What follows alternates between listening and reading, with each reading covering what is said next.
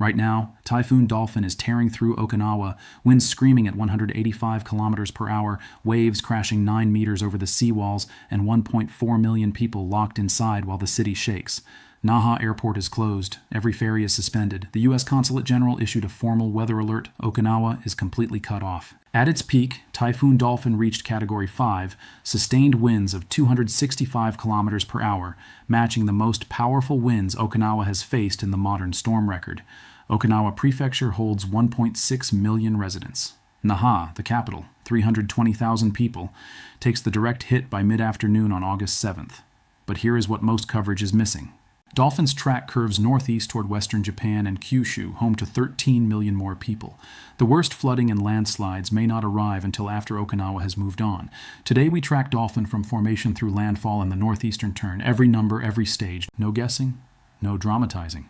Just the facts, the science, and the real stakes. Everything here comes from JMA, JTWC, and on-record meteorological data. If we do not know something, we say so. Before we get into it, if you are in Okinawa, Kyushu, or anywhere along the western Japan coast right now, drop where you are in the comments. Tell us what conditions look like from the ground. If you have been through a typhoon before, we want to hear, what does it actually feel like when the wall of wind arrives? Subscribe to the Active Bureau. We track Dolphin's full path over the next 48 hours as it pushes toward mainland Japan. Every update, every shift in the forecast, every real consequence, that is exactly what we publish here. Hit subscribe so you do not miss what happens next. July 27th, 2026. That is where Typhoon Dolphin begins. A cluster of thunderstorms near the international date line, roughly 5,000 kilometers east of Okinawa, organizing itself into a tropical depression. Within 24 hours, it becomes a named tropical storm. Within 72 hours, it becomes something significantly more dangerous. 11 days separate that first swirl near the date line from the moment Dolphin's outer bands begin battering Okinawa's northern coast. Those 11 days are intensification time, sustained by warm Pacific water feeding the storm's engine. The path pulls Dolphin steadily northwest and then north toward the Ryukyu Island chain. The Ryukyus are a 1,200-kilometer arc of islands stretching between the southern tip of mainland Japan and Taiwan.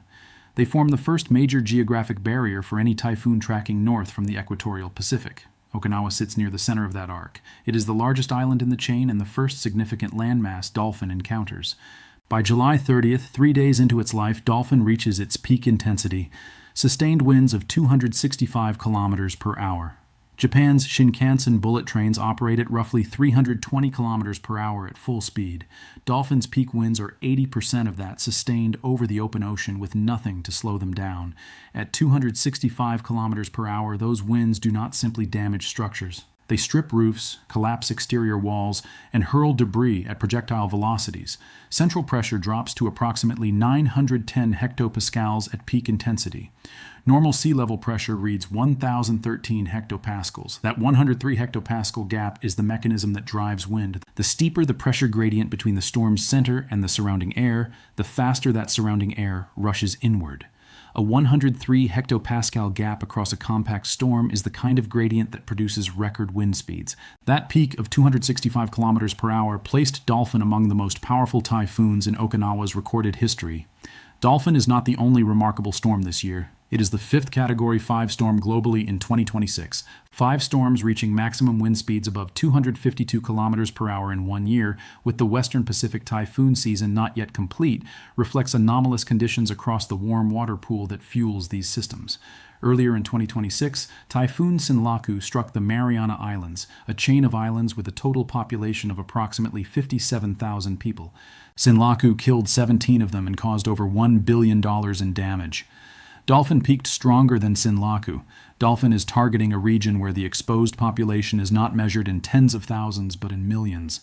What allowed Dolphin to repeatedly rebuild its intensity across 11 days of Pacific travel was a phenomenon called eye-wall replacement cycles. An eye-wall replacement cycle, or ERC, occurs when a typhoon's inner eye wall, the ring of the most violent winds surrounding the calm center, collapses and is replaced by an outer band that contracts inward. During the transition, the storm temporarily weakens. Once the new eye wall consolidates and tightens, the storm often re-intensifies to match or exceed its previous peak. Most major typhoons complete 1 or 2 of these cycles before reaching their target. Typhoon Dolphin completed 4. 4 cycles mean 4 rounds of partial weakening followed by 4 rounds of re-intensification. The result is a wider wind field at landfall. The radius at which damaging winds extend outward from the center is larger. A wider wind field means more of Okinawa encounters the worst conditions, and the dangerous period lasts longer as the storm passes. By the time Dolphin closed in on the Ryukyu chain, the question was no longer whether Okinawa would take a direct hit. The question was exactly what 1.4 million people were about to experience. 24 hours before the storm wall hits, the island is already shutting down. Japan Airlines and all Nippon Airways cancel every scheduled flight at Naha Airport. Ferry operators serving the outer islands, the Kurama Islands, the Miyako Islands, dozens of smaller communities that depend entirely on sea transport, suspend all services. Local government opens evacuation shelters across the prefecture. The U.S. Consulate General in Naha issues a formal weather alert on August 5th. Shelter in place, avoid all travel, prepare for sustained dangerous conditions. By the time the storm wall arrives on August 7th, Okinawa is sealed. The Joint Typhoon Warning Center, JTWC, the United States military agency responsible for typhoon tracking in the western Pacific, reports sustained winds at landfall of approximately 185 kilometers per hour, or 100 knots. The Japan Meteorological Agency, JMA, uses a 10-minute averaging window instead of the 1-minute window JTWC uses, which produces a more conservative figure for the same storm. This is not a contradiction. Both measurements are accurate. Both describe the same dolphin. The difference is measurement method, not reality. What 185 kilometers per hour sustained wind means at ground level. A gust at this speed strips a poorly secured rooftop in under 4 seconds. It lifts a stopped vehicle and pushes it laterally across a road. It takes a mature tree, root mass and all, and topples it into whatever stands beside it. Japanese construction codes in Okinawa account for typhoon loading precisely because these storms arrive regularly. Modern buildings built to current standards resist these forces. Not every structure in the prefecture is modern. The waves offshore stand 9 meters tall. 9 meters is the height of a 3-story residential building. When a 9-meter wave crests a seawall, the water carries enormous mass and force into whatever lies on the landward side. Okinawa's coastal seawalls are engineered for severe conditions. 9-meter waves sustained across 12 or more hours of storm passage represent cumulative stress that any single impact measurement understates. Separate from the waves and critically different is the storm surge, 3 to 6 meters above normal tide level. This distinction matters because it is where the most serious misunderstanding of coastal typhoon danger occurs. Waves are transient. They arrive in seconds and recede in seconds. Storm surge is a sustained rise in the baseline sea level itself, pushed forward by the storm's extreme low pressure lifting the ocean surface and sustained onshore winds piling water against the coast. Storm surge floods and stays. Every ground floor structure, every road, every utility access point sitting below 6 meters above sea level faces inundation that does not recede until the storm passes and pressure normalizes. This is not a large wave, this is submersion. For historical reference, Typhoon Kanun struck Okinawa in August 2023 and knocked out power to more than 200,000 homes, roughly 1/3 of the prefecture's total households. Kanun killed 2 people in Japan. Dolphin arrives at landfall with comparable sustained winds but significantly higher pre-landfall peak intensity. The precedent most relevant to Dolphin's peak is Typhoon Dolphin from 2012, widely described as the strongest typhoon to affect Okinawa in approximately 50 years. Dolphin's recorded winds reached 259 kilometers per hour. Dolphin's peak of 265 kilometers per hour exceeded Dolphin. JMA issued its highest-level simultaneous warnings across 4 separate hazard categories for Okinawa: violent wind, extreme rainfall, storm surge, and coastal wave height. All 4 maxed out at the same time. Most severe typhoons push 1 or 2 categories to their highest alert level. 4 at once, all at maximum, reflects the compound nature of Dolphin's threat. Not one major hazard, but every major hazard simultaneously, at their worst recorded levels. That is the story everyone is watching. Naha, the seawalls, the shuttered airport, the lights going out across the capital. But pull back from Okinawa for a moment and look at where this storm is going next, because that is the part of the forecast that has not made the headlines yet. Most people assume the story ends at Okinawa. They see the satellite image, the tight spiral over the island, and assume the damage stays contained to one prefecture. It does not.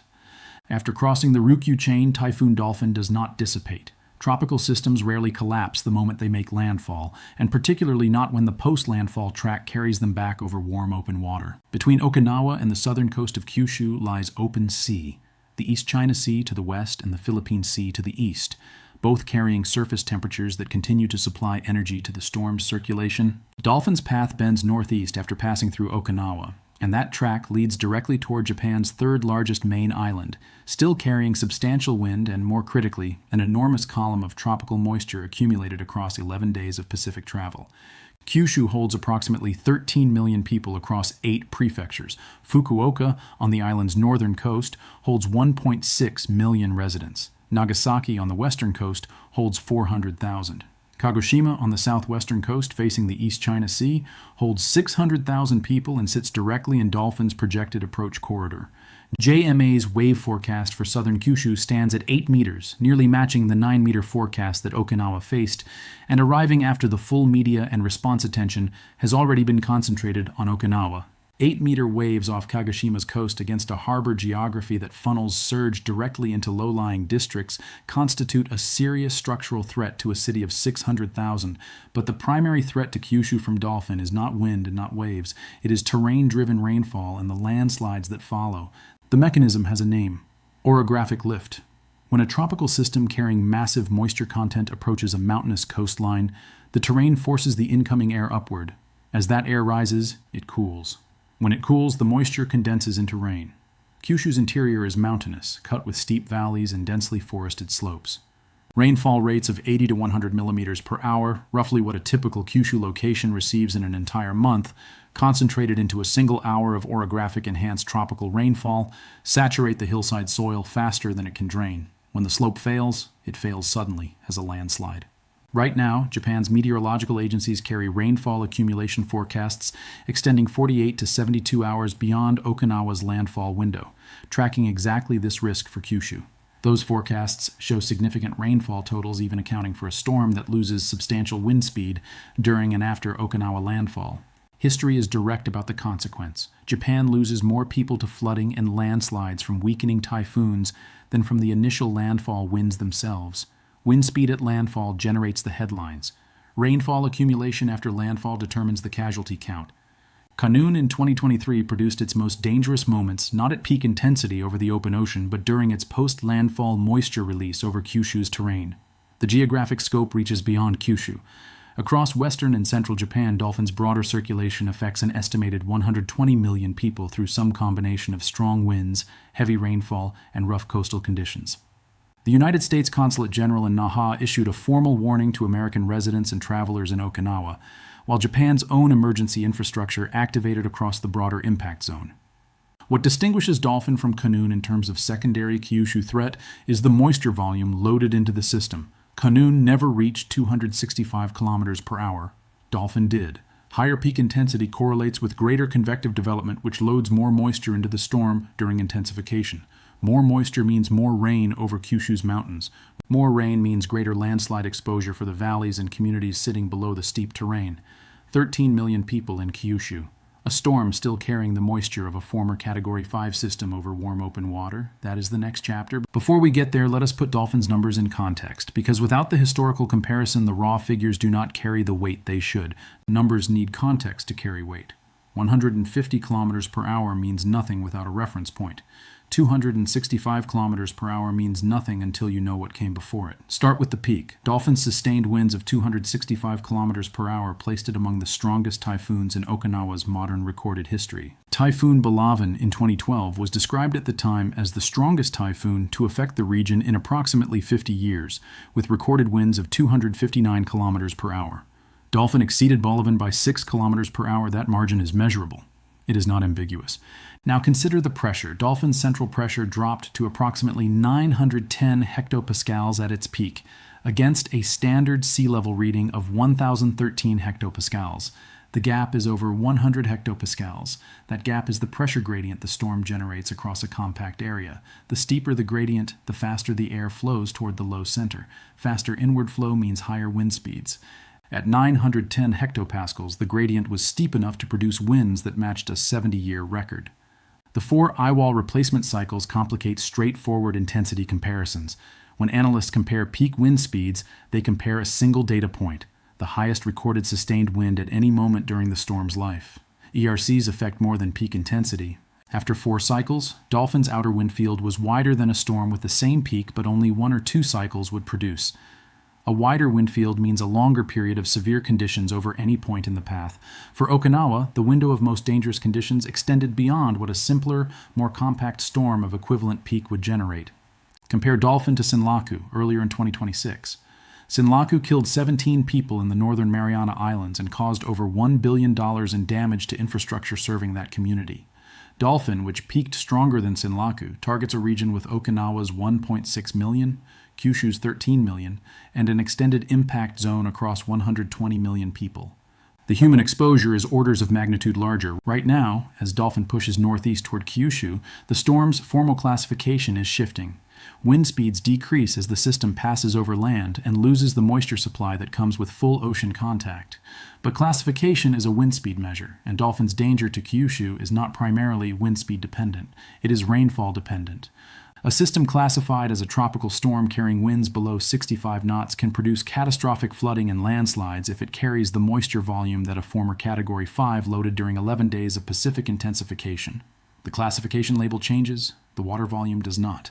The 2026 season's density of major storms provides its own context. Dolphin is the fifth Category 5 globally this year. A Category 5 storm requires sustained winds above 252 kilometers per hour. In many Western Pacific seasons, one or two storms reach this threshold. 5 in a single year, with the season not yet complete, reflects anomalous sea surface temperatures running across the basin. Dolphin is not a random outlier. It is one event in a pattern running ahead of historical averages. The data says one thing clearly: typhoon. Dolphin belongs among the most significant Pacific typhoons of the last 70 years, not just for what it did, but for where it went. What comes next is a choice between that data and what we do with it. A typhoon is a spiral on a weather map. That is how most people encounter it: a rotating disk of cloud, a projected track, a category number. But that spiral is, right now, 1.4 million individual moments happening in parallel. A family in a Naha apartment building counted the hours after the power went out and now sits in the interior hallway while the windows flex. A fisherman on Kagoshima's harbor watches the water pull back from the seawall, that strange seaward retreat that precedes the surge. A child in a prefectural evacuation shelter in Okinawa's interior sits against a wall and listens to sounds she has never heard a building make before. These are not dramatic abstractions. This is the human interior of what a meteorological event actually is. Japan has one of the most sophisticated typhoon response systems on Earth. It was built over decades of catastrophic loss.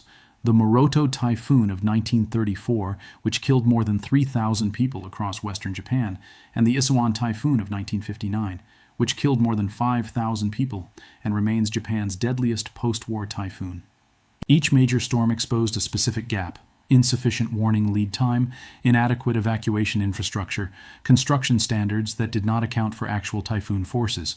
The response to each gap was not to hope the next storm would be weaker. The response was to close the gap. The result, over 7 decades of systematic investment, is what operates today: JMA's forecasting capability, which generates reliable typhoon track predictions days in advance, a formal warning system that reaches every household, local government authority to issue evacuation orders and open shelters before the first outer band arrives, construction codes calibrated to the worst storms on record, seawall networks along the most exposed coastlines. Typhoon Dolphin is severe by any historical measure. The fact that 1.4 million people in Okinawa knew it was coming 48 hours in advance, knew the projected track, knew the intensity forecast, and knew exactly where to shelter is not accidental. That knowledge is infrastructure, built and maintained at public cost, activated right now in real time. Preparedness is not the absence of fear. It is fear converted into action before the storm arrives. The warning issued on August 5th, the shelters opened while there was still time, the flights canceled and ferries suspended before conditions made it dangerous to do so. None of these actions make the storm smaller. All of them make the gap between a major typhoon and a major catastrophe wider. The lesson of Dolphin is not that this storm is uniquely terrifying. Records exist to be challenged. In a historically active season running 5 Category 5 storms deep, records will continue to be challenged. The lesson is that the infrastructure of understanding, accurate forecasts, early warnings, historical memory built from painful experience, community response systems activated before the need becomes acute, is the only reliable buffer between a major typhoon and a major catastrophe. That infrastructure is not free. It is the accumulated product of every storm that came before this one and every decision made in the aftermath. What does your country, your city, or your community do to prepare for storms like this? Drop your location and your plan in the comments. We want to know what preparedness looks like on the ground across different parts of the world. If you are following Dolphin from anywhere in Japan or have family there right now, let us know where you are and what you are seeing. Every report from the ground helps the picture become clearer for everyone watching. If you know someone in Western Japan or Okinawa, share this video with them. The information here could genuinely help someone make a decision that matters. We are going to keep tracking this storm through its full path over the next 48 hours. Every major update gets its own coverage here. Hit subscribe so you do not miss what happens next.